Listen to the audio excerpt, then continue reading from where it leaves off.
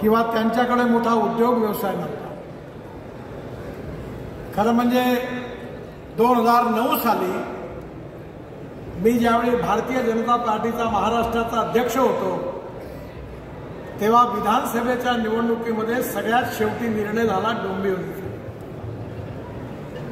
आणि हे तिकीट जे होतं हे बराच वादाच्या भोवऱ्यात होतं। पण त्यावेळी मला विश्वास होता की ज्या व्यक्तीला आपण तिकीट देणार आहे तो पुढे महाराष्ट्रातला भविष्याचा मोठा नेता होणार आहे, आणि ते आज सिद्ध झालं। खरं म्हणजे योगायोग असा आहे की मी ज्यावेळी अध्यक्ष झालो आणि ज्यावेळी डोंबिवलीमध्ये गेलो होतो तेव्हा रवींद्र चव्हाण ऑटो रिक्षा युनियनचे अध्यक्ष होते, आणि त्यांनी ऑटो रिक्षाबरोबर माझी मोठी यात्रा काढली होती। आता ऑटो रिक्षाशी महाराष्ट्र भाजपचं काय नातं आहे मला माहिती नाही,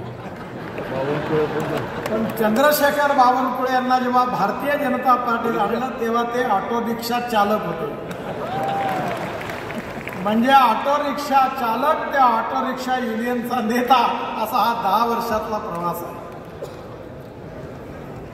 मला विशेष रूपाने आनंद आहे की भारतीय जनता पार्टी ही कार्यकर्त्यांची पार्टी आहे,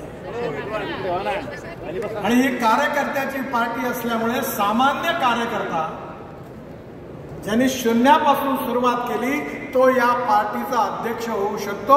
हे केवळ भारतीय जनता पार्टीतच होऊ शकतं, दुसऱ्या कुठल्याही पार्टीत संभव नाही। चंद्रशेखर बावनकुळे यांनी अतिशय कठीण याच्यामध्ये आपला कार्याचा शुभारंभ केला। पहिल्यांदा ज्यावेळी ते ऑटो रिक्षा चालवत होते त्यावेळी मी त्यांना बोलवलं आणि जिल्हा परिषदेला उभं राहायला सांगितलं। ते म्हणाले माझ्याजवळ पैसे नाहीये। म्हटलं काळजी करू नको, उभा राहतो।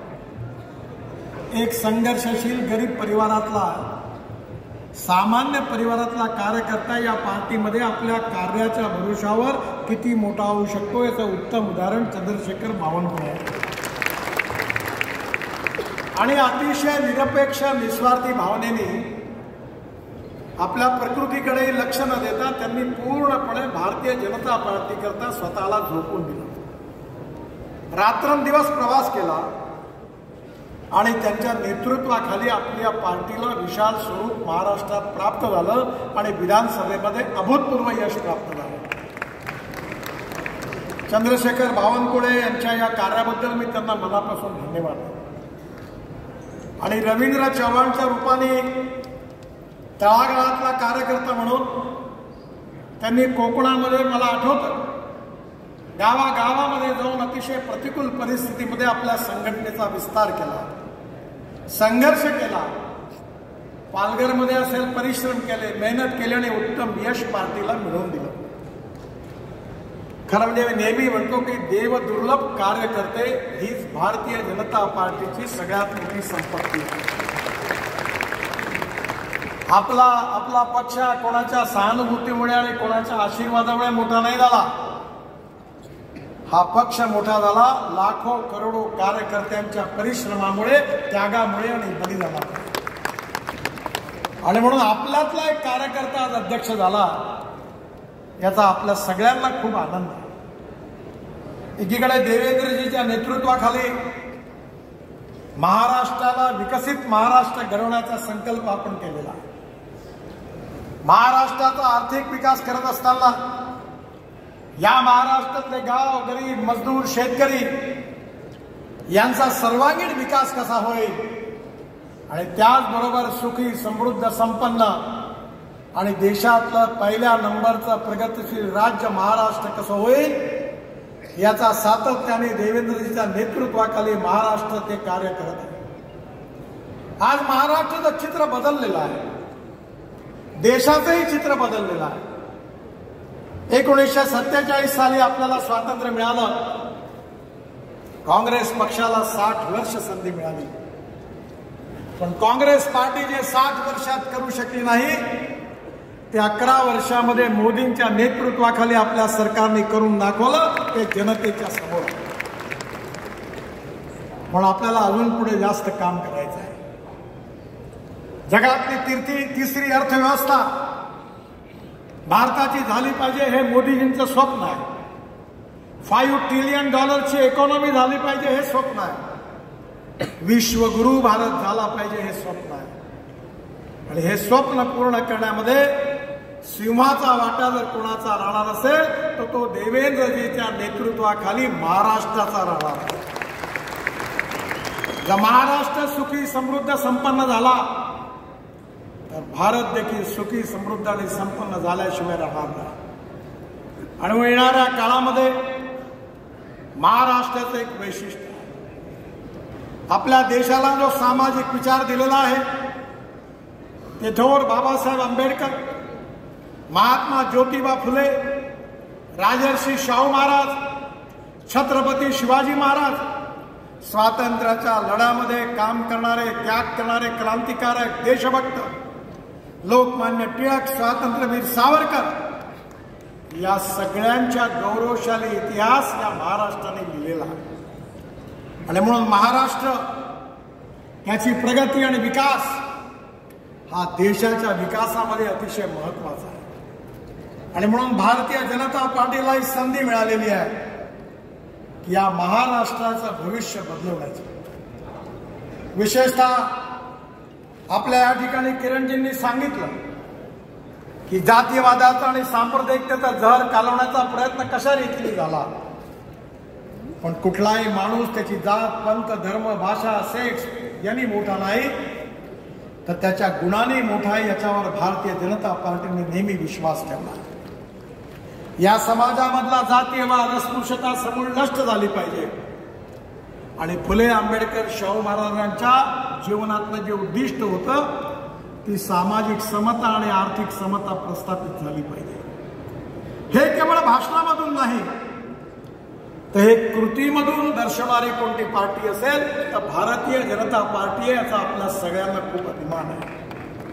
आणि येणाऱ्या काळामध्ये एकीकडे सामाजिक सद्भाव कायम ठेवून सामाजिक समता आणि आर्थिक समता प्रस्थापित करून दुसरीकडे गुड गव्हर्नन्स आणि विकासाच्या आधारावर महाराष्ट्रात आणि देशाचा विकास करण्याचा आपलं उद्दिष्ट आहे.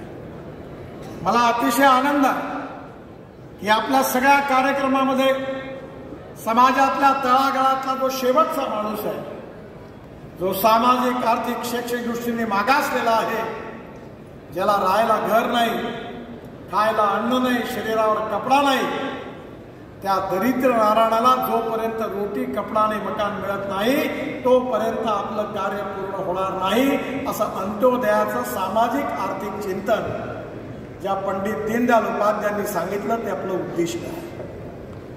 आणि येणाऱ्या काळामध्ये ही मिळालेली जी सत्ता आहे, सामाजिक आर्थिक परिवर्तन होत असताना 21व्या शतकातला महाराष्ट्र हा इन्फॉर्मेशन टेक्नॉलॉजी आणि बायोटेक्नॉलॉजीचा उपयोग करून इथला शेतकरी असेल, शेतमजूर असेल, या सगळ्यांचा विकास कसा होईल याचा इंटिग्रेटेड विचार देवेंद्रजीच्या नेतृत्वाखाली महाराष्ट्राच्या विकासाच्या दृष्टीमध्ये ठेवलेला आहे.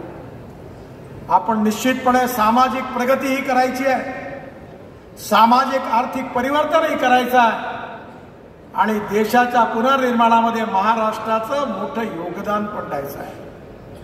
म्हणून एकीकडे देवेंद्रजीच्या नेतृत्वाखालील महाराष्ट्र सरकार आणि दुसरीकडे रवींद्र चव्हाण सारख्या तरुण नेतृत्वाखाली असणारी आपली पार्टी, या दोघांचा समन्वय साधून हे उद्दिष्ट आपल्याला पूर्ण करायचं आहे.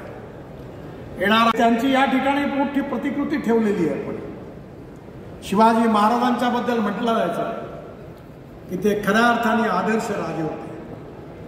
यशवंत, कीर्तिवंत, वरदवंत, सामर्थ्यवंत, जाणता राजा, निश्चयाचा महामेरू, बहुत जनासी आधारू, अखंड स्थितीचा निर्धारू, श्रीमंत योगी.